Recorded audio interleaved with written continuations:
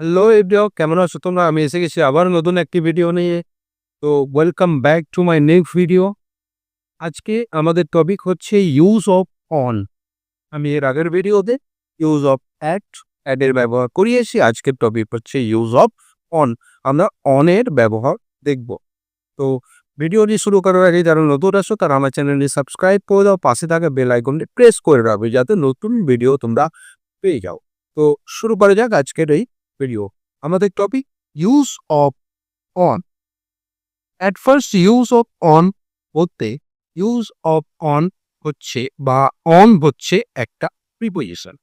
আমি বলেছিলাম যে প্রিপোজিশন কেন পড়বো, প্রিপোজিশন জানবো কেন? প্রিপোজিশন জানার কারণ একটাই, যখন আমরা সেন্টেন্স লিখি তখন সেন্টেন্স লেখার সময় আমাদের অনেক সময় ইন, অ্যাট এই ধরনের ওয়ার্ডগুলো ব্যবহার করতে হয়। এগুলোই হচ্ছে প্রিপোজিশন।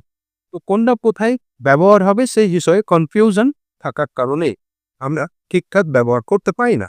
তাই অনটা কিভাবে আমরা ব্যবহার করব, কোথায় ব্যবহার করব? প্রিপোজিশনে অ্যাকচুয়ালি সংজ্ঞা যদি বলা যায় তাহলে এরা নাউনের আগে বসে, কোনো সেন্টেন্সের মধ্যে নাউনের আগে বসে নাউনের সাথে বাক্যের বাকি যে ওয়ার্ডগুলো তাদের সংযোগ করে।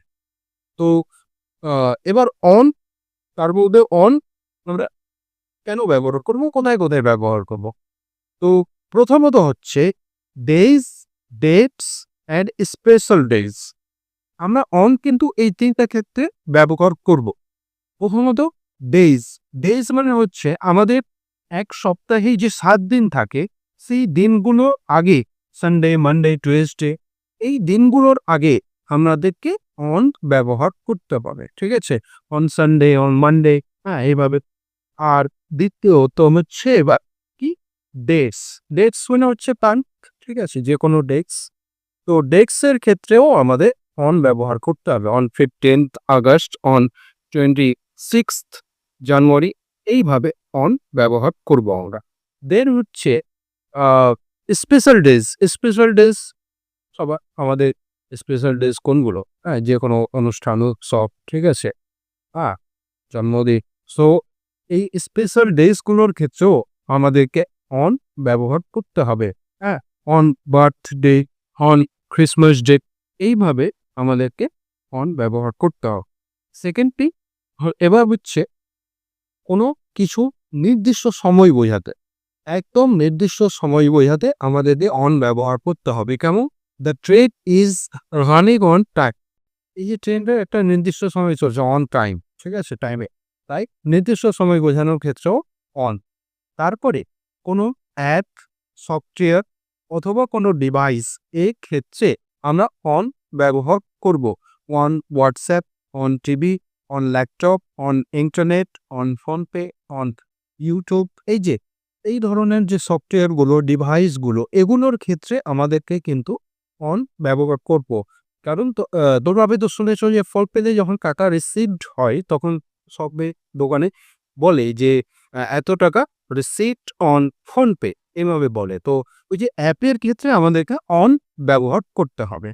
অ্যান্ড তারপরে হচ্ছে যে কোনো কিছুরই ওপরে কোনো কিছু স্পর্শ করে যদি থাকে, ঠিক আছে? স্পর্শ, কন্টাক্ট করে আছে, হ্যাঁ, কন্ট্যাক্ট আছে ওটার সাথে।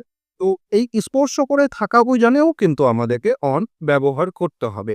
যদি কোনো একটা টেবিলের উপর একটা ল্যাপটপ থাকে, তাহলে অবশ্যই সেই ল্যাপটপটা টেবিলটাকে স্পর্শ করে থাকবে। তাহলে যখন কোনো জিনিসের উপরে কোনো কিছু স্পর্শ করে থাকবে তখন আমাদেরকে অন ব্যবহার করতে হবে। যেমন the laptop is on the table, এইভাবে স্পর্শ করে থাকা বোঝানে অন ব্যবহার করতে হবে। এই হচ্ছে, হ্যাঁ, আ অনের ব্যবহার, এগুলো জানলেই হবে। হ্যাঁ? আর ওভারঅল আমি একবার বলে দিই, আমাদেরকে ডেটস, ডেজ এবং স্পেশাল ডেজ এর ক্ষেত্রে অন ব্যবহার করব। দ্বিতীয়ত আমরা ব্যবহার করব নির্দিষ্ট একেবারে সময় বোঝালে, হ্যাঁ? অ্যান্ড তারপর আমরা ব্যবহার করব যদি কোনো সফটওয়্যার বা ডিভাইস যদি থাকে, ঠিক আছে? অন WhatsApp, অন YouTube, এইভাবে on TV, on laptop, internet.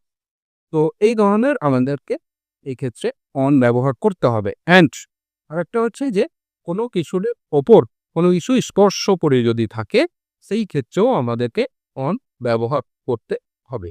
তো আশা করি তোমরা বুঝতে পেরেছো। আজকের ভিডিও এই পর্যন্তই, আসছি আবার নতুন ভিডিও নিয়ে, ওখানেও একটা প্রিপোজিশন নিয়ে আলোচনা করব। ভালো থেকো, সুস্থ থেকো।